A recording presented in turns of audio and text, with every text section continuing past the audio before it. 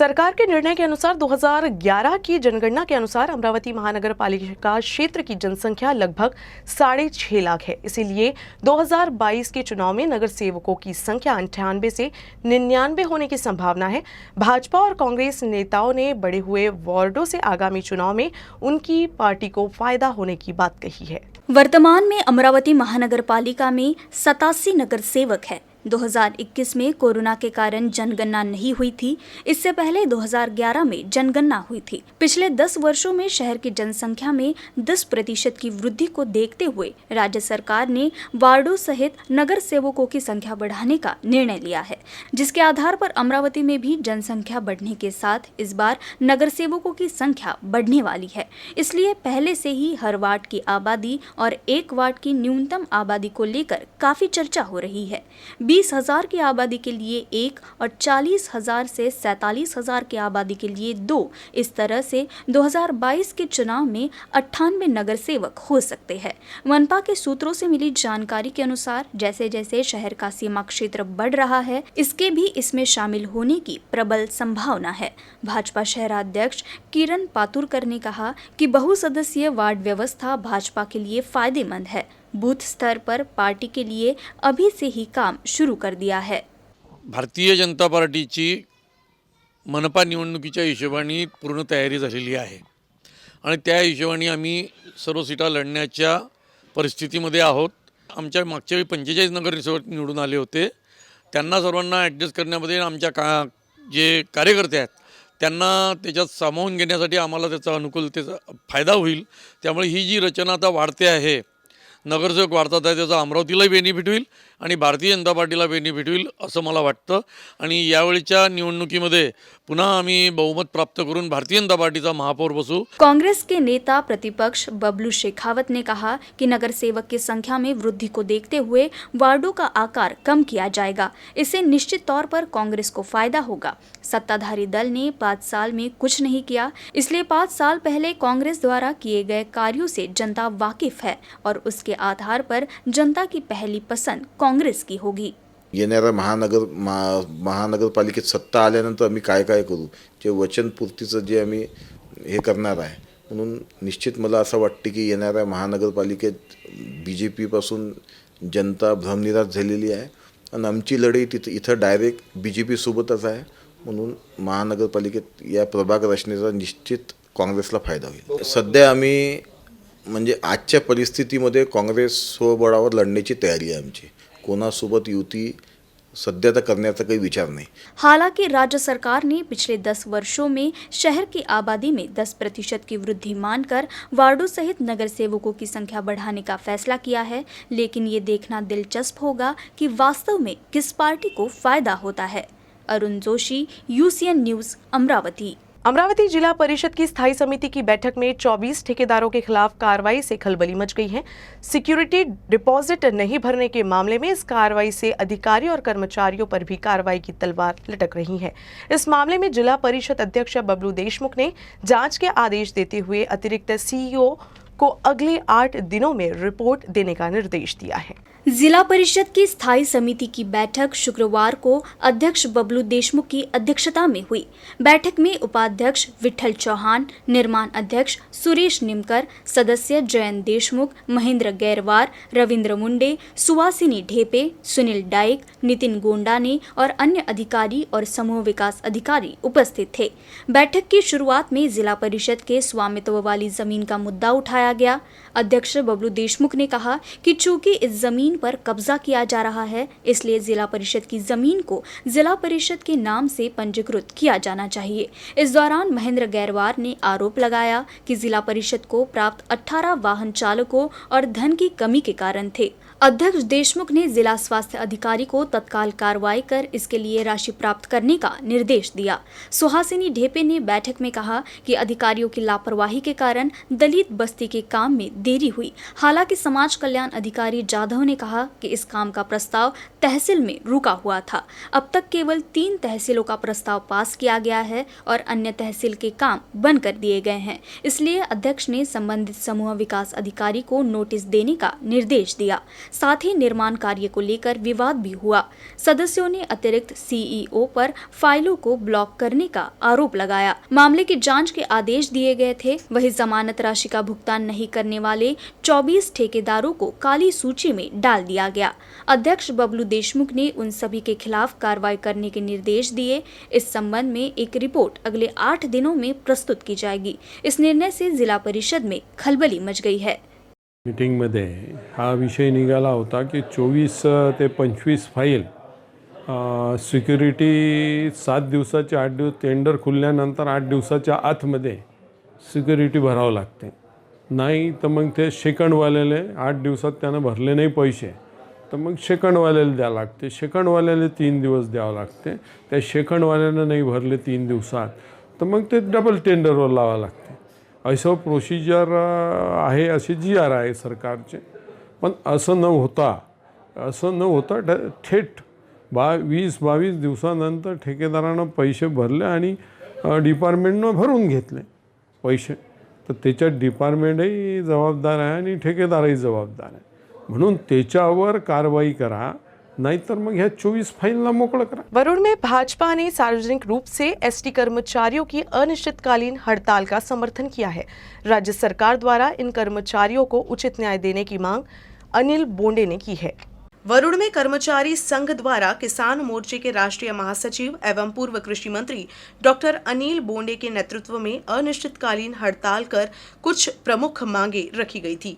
साथ ही अपनी मांगों को लेकर एसटी डिपो को बंद कर कर्मचारी अनशन पर बैठ गए। डॉक्टर अनिल बोंडे ने अनशन कर रहे कार्यकर्ताओं को भरोसा दिलाया कि भारतीय जनता पार्टी कार्यकर्ताओं के साथ मजबूती से खड़ी है। उन्होंने कहा कि सरकार को महाराष्ट्र में एसटी श्रमिकों की मांग को स्वीकार करना चाहिए और उन्हें उचित न्याय देना चाहिए। सर्व कर्मचाऱ्यांनी एकत्रित येऊन बोलावल्यानंतर आज त्यांनी मनोदय व्यक्त केला आहे की जोपर्यंत विलिनीकरणाची बद्दल चर्चा होत नाही किंवा आश्वासन मिळत नाही तोपर्यंत एसटी डेपो बंद ठेवण्याचा निर्धार त्यांनी व्यक्त केला आहे। भारतीय जनता पक्षाचं त्यांच्या या संपाला संपूर्ण समर्थन आहे, कारण आजही परिस्थिती अशी आहे की आता कंडक्टरचा पगार 15,000 16,000 असून हातामध्ये फक्त 4,000 पडतात आहे आणि अजूनही दिवाळीपर्यंत त्यांचे पगार बोनस अजूनपर्यंत त्यांच्या खिशामध्ये त्यांच्या खात्यामध्ये आलं का? आलं नाही। आणि त्याच्यामुळे यांची दिवाळी दुर्दैवाने या सरकारच्यामुळं काळी होते। परवाच्या दिवशी एक आत्महत्या झाली, आजही सकाळी 2 आत्महत्या झाल्या आणि म्हणून सरकारला जाग करण्याकरता वरुड डेपोमधल्या सर्व कर्मचाऱ्यांनी संघटना बाजूला राहिल्या असतील पण कर्मचारी समोर आलेले आहे आणि त्यांनी एसटी बंद ठेवण्याचा निर्धार व्यक्त केला आहे। माझं संपूर्णतः भारतीय जनता पक्षाच्या कार्यकर्त्यासह सर्व कर्मचाऱ्यांना त्यांच्या या संपाला समर्थन मी जाहीर करतो। दिवाली एक महत्वपूर्ण त्योहार है। ये सभी के घरों में बड़े हर्षोल्लास के साथ मनाया जाता है। जैसे हम दिवाली मनाते हैं वैसे ही मेलघाट में हमारे आदिवासी भाई भी खुशी और नए कपड़ों के साथ दिवाली मना सके, इस मकसद से अमरावती में वंदे मातरम समूह ने इस अवधारणा को लागू करने की पूरी कोशिश की है। वंदे मातरम इस वर्ष मेलघाट के 4 गांव का दौरा कर प्रत्येक परिवार को कपड़े, कंबल, खाद्य सामग्री, किताबें और अन्य सामान वितरित करेगा। वंदे मातरम ग्रुप के हर क्षेत्र में काम करने वाले लोग हैं। करीब 10 साल पहले इस समूह के कुछ सदस्य दिवाली के दिन मेलघाट गए थे। उस समय उन्होंने महसूस किया कि कई परिवार ऐसे स्थिति में थे कि उनके घर दिवाली के दिन भी अंधेरे में ही हैं। यहाँ बुजुर्गों से लेकर बच्चे तक सभी घर के किसी कोने में बैठे रहे। लेकिन वंदे मातरम के सदस्य पुराने लेकिन अच्छी क्वालिटी के स्वेटर, कपड़े, बच्चों के खिलौने और खाना लेकर मेलघाट जा रही हैं। हालांकि इस साल सभी ने इस परियोजना को बड़े पैमाने पर लागू करने का फैसला किया और 1 महीने के लिए इसे ध्यान में रखते हुए योजना बनाना शुरू कर दिया। वंदे मातरम समूह के सहभागी सदस्यों द्वारा इसकी स्थापना के बाद से शहर के बाहर के लोगों के साथ साथ विदेशों में रहने वाले लोगों ने भी इस काम में उदारता पूर्वक मदद की है। कई लोगों ने आर्थिक मदद के अलावा कंबल, साड़ी, धोती, कपड़े, बच्चों के खिलौने, बोर्ड, किताबें, लेखन, नोटबुक, पेन और अन्य सामान दान किया है। इन सभी सामग्रियों को एक साथ रखने के बाद पिछले 3 दिनों से हर परिवार के लिए एक किट बनाने का काम शुरू हो गया है। करीब 500 किट का निर्माण किया जा रहा है। दिवाली के मौके पर वंदे मातरम मेलघाट के कुटीदा, बोधू, तुम्बरू और सुमिदा के परिवारों से मिलने जाएंगे। 6 महीने पहले वंदे मातरम की टीम को इन चारों गांवों के परिवारों में पुरुष और महिला, बूढ़े और बच्चों की संख्या की जानकारी इकट्ठा की थी। वंदे मातरम की चारों टीमें 30 अक्टूबर को 4 गांवों के लिए सामग्री लेकर रवाना होगी और 31 अक्टूबर को चारों गांवों में बांटी जाएगी। मेळघाटमधील आदिवासींची दिवाळी ही सुखसमृद्धीची जाव याकरता अमरावतीच्या वंदे मातरम ग्रुपने एक सामाजिक उपक्रम सुरू केलेला आहे।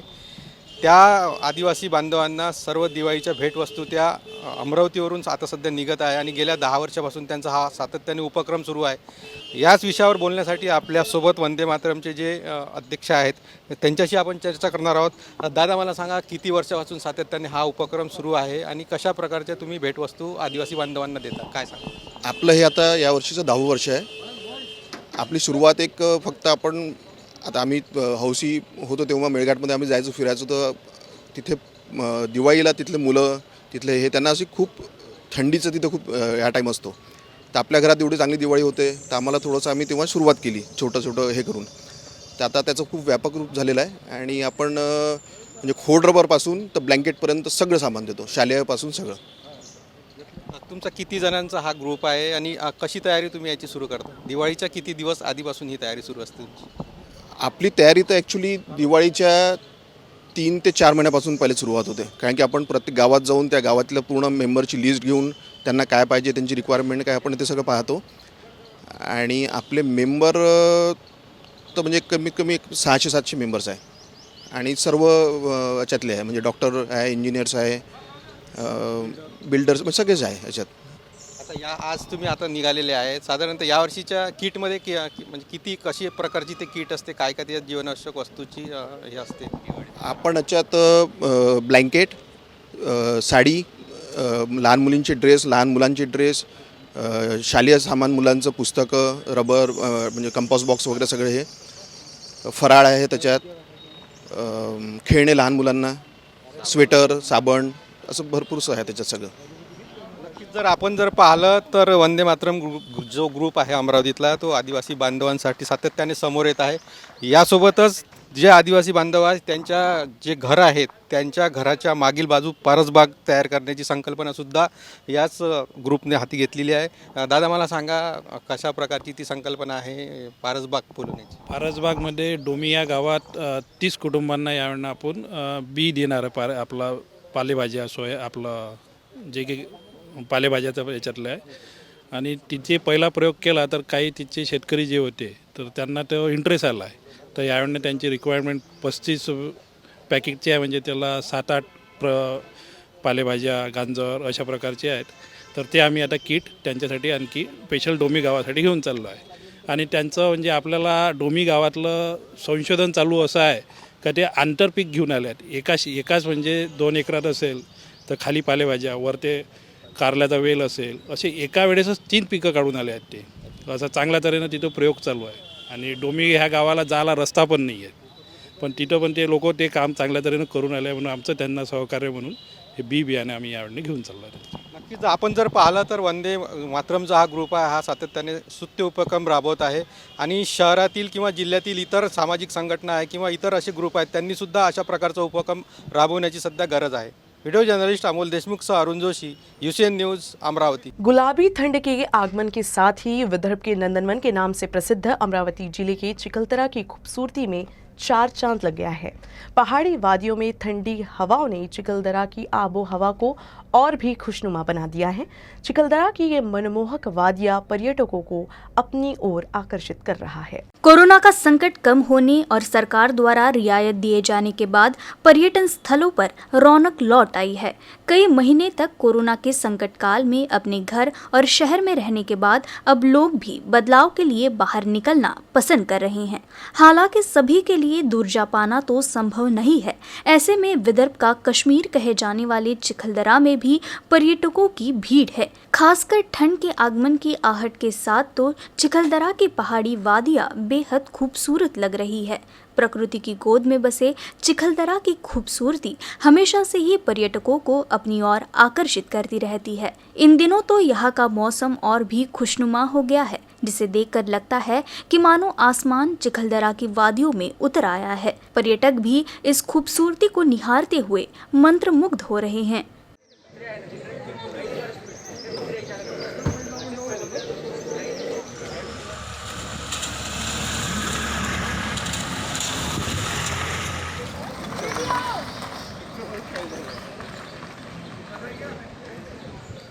ठंडी वादियों में ठंड से बचने के लिए आग से हाथ सेकते हुए और चाय का सहारा लेते हुए भी पर्यटक और स्थानीय नागरिक नजर आ रहे हैं। जैसे जैसे ठंड बढ़ेगी वैसे वैसे चिखलदरा की खूबसूरती और भी मनमोहक होते जाएगी। धामनगांव रेलवे तहसील के विटाला गांव के पास एक तेज रफ्तार ट्रक ने एक शख्स को कुचल दिया। इस हादसे में शख्स की घटनास्थल पर ही मौत हो गई, जिसके बाद पुलिस ने चालक को गिरफ्तार कर लिया है। अमरावती जिले के धामनगांव रेलवे तहसील के विटाला गांव के पास ही मछली बाजार है, जहां शाम के वक्त काफी भीड़भाड़ रहती है। शुक्रवार की शाम पुलगांव से औरंगाबाद की ओर जा रहे ट्रक ने बाजार से गुजरते समय एक शख्स को कुचल दिया। ट्रक चालक की लापरवाही की वजह से एक व्यक्ति की जान चली गई, जिसके बाद वहां मौजूद ग्रामीणों ने तुरंत इस बात की जानकारी मंगरूल दस्तगीर पुलिस को दी, जिसके बाद घटनास्थल पर पहुंची पुलिस ने मृतक का शव पोस्टमार्टम के लिए भेजने के बाद लापरवाह ट्रक चालक को गिरफ्तार कर लिया। अमरावती जिले के दरियापुर स्थित माहेश्वरी समाज मंडल के आजीवन सदस्यों ने माहेश्वरी भवन मंगल कार्यालय के कार्यकारिणी पर दुराचार का आरोप लगाया है। इस आरोपों के बाद हड़कंप मच गया है। माहेश्वरी भवन दरियापुर में अकोट रोड के मुख्य सड़क से सटा एक विशाल भवन है। यहाँ मंगल कार्य सहित सरकारी कार्यक्रमों का आयोजन किया जाता है। संगठन के कार्यकारी अध्यक्ष दामोदर दास राठी का पिछले साल निधन हो गया था। इसके बावजूद नई कार्यकारिणी या रिक्तियों को भरा गया है। नई दुकानों का निर्माण 2013 से बिना अनुमति के किया जा रहा है। धर्मदाय आयुक्त के पास पिछले 4 साल से लंबित एक केस के बाद प्रेस कॉन्फ्रेंस के आजीवन सदस्यों ने आरोप लगाया कि बैंक के लेन देन कार्यकारी समिति के उपाध्यक्ष और सचिव के माध्यम से किए जा रहे हैं। इस संबंध में आजीवन सदस्य उक्त विषय पर न्यास निबंधन विभाग में शिकायत दर्ज कराएंगे और उचित कार्रवाई करने की मांग भी इस दौरान की गई। दिवाली से पहले बाजार में उमड़ी भीड़ कोरोना के संक्रमण के लिए मददगार साबित हो सकती है। इसीलिए अमरावती महानगर पालिका के आयुक्त प्रशांत रोड़े ने नागरिकों से सावधानी बरतने और कोरोना से बचाव के सभी नियमों का पालन करने की अपील की है। दिवाली के मद्देनजर बाजार में जमकर खरीदारी हो रही है। सभी बाजार में खरीदारों की जबरदस्त भीड़ है। बाजार में बढ़ती भीड़ और लोगों की लापरवाही कोरोना संक्रमण को नियंत्रण देने में मददगार साबित हो सकती है। इसलिए कोरोना से बचाव के लिए अभी भी सभी को सतर्क रहने की जरूरत है। अमरावती महानगर पालिका प्रशासन ने कोरोना नियमों का पालन नहीं करने वालों के खिलाफ कार्रवाई की मुहिम फिर से शुरू कर दी है। साथ ही नागरिकों से भी कोरोना से बचाव के लिए सभी नियम के पालन की अपील की गई है। दिवाळीचा सण आहे। वर्षातला सगळ्यात महत्त्वाचा सण हा आपण दिवाळीचा उत्सव साजरा करत असतो। मागच्या वर्षी कोविड असल्यामुळे कुठलाही सण उत्सव त्योहार हा आपण चांगल्या प्रकारे नेहमीप्रमाणे साजरा करू शकलो नाही। कोविड कमी झाला असल्यामुळे मार्केटमध्ये शहरामध्ये नागरिकांमध्ये अत्यंत उत्साह आहे। या उत्साहामध्ये आमच्या लक्षात असं आलं आहे की मास्कचा वापर करणे जवळजवळ बंद झालेला आहे। कोविड हा जरी आता कमी झाला असेल, बऱ्याच दिवशी शून्यावर आकडा असतो कोविडचा, परंतु कोविड संपुष्टात आलेला नाही। अजूनही बऱ्याच ठिकाणी कोविडचे केसेस निघत आहेत. तिसरी लाट येण्याची शक्यता नाकारता येत नाही. आपल्यापर्यंत तिसरी लाट येऊ नये किंवा आपल्या कुटुंबामध्ये कोविड होऊ नये याकरिता प्रत्येक नागरिकांनी ज्या पूर्वीपासून आपण सूचना देत आहोत की सामाजिक अंतर ठेवणे, मास्कचा वापर करणे, सॅनिटायझरचा वापर करणे ह्या बाबी आपल्याला प्रकर्षाने पाळायच्या आहेत. यासोबतच महत्त्वाचं आहे लसीकरण. सध्या मोठ्या प्रमाणात शासनाने विनामूल्य लसीकरणाची सुविधा उपलब्ध करून दिली आहे. याचा लाभ प्रत्येक नागरिकांनी घेणं आवश्यक आहे. अमरावती जिला विधि सेवा प्राधिकरण चांदूर रेलवे तहसील विधि सेवा समिति द्वारा कानून विषयक जानकारी प्रदान करने के लिए ग्रामीणों की जनजागृति की जा रही है. न्यायाधीश और वकील गांव-गांव में जाकर न्याय प्रणाली की जानकारी लोगों को दे रहे हैं. अमरावती जिले के चांदूर रेलवे में अदालत के काम के बाद न्यायाधीश, अदालत के कर्मचारी और वकील अखिल भारतीय कानूनी जागरूकता संपर्क के तहत ग्रामीणों को कानूनी मार्गदर्शन प्रदान करने के लिए गांव का दौरा कर रहे हैं. इस दौरान वो ग्रामीणों को कानून के साथ साथ न्याय व्यवस्था की जानकारी दे रहे हैं. शनिवार को पूर्व राज्यपाल दादा साहेब गवई की जयंती के अवसर पर अमरावती के तक्षशिला कॉलेज में टीकाकरण शिविर का आयोजन किया गया. अमरावती नगर निगम के नगर स्वास्थ्य विभाग एवं राष्ट्रीय सेवा योजना द्वारा संयुक्त रूप से तक्षशिला कॉलेज में टीकाकरण शिविर का आयोजन किया गया. इस कैंप में बड़ी संख्या में छात्रों ने वैक्सीन की डोज ली. टीकाकरण शिविर का उद्घाटन सुप्रीम कोर्ट के न्यायाधीश भूषण गवई ने किया. न्यायमूर्ति भूषण गवई ने निगम के स्वास्थ्य कर्मियों को भी सम्मानित किया. इस अवसर पर रिपब्लिकन राष्ट्रीय महासचिव डॉक्टर राजेंद्र गवई, प्राचार्य डॉक्टर पड़वाल, डॉक्टर वसंत गवई, डॉक्टर कमलाकर पायस, प्राचार्य दाभाड़े, कॉलेज के छात्र और कर्मचारी उपस्थित थे.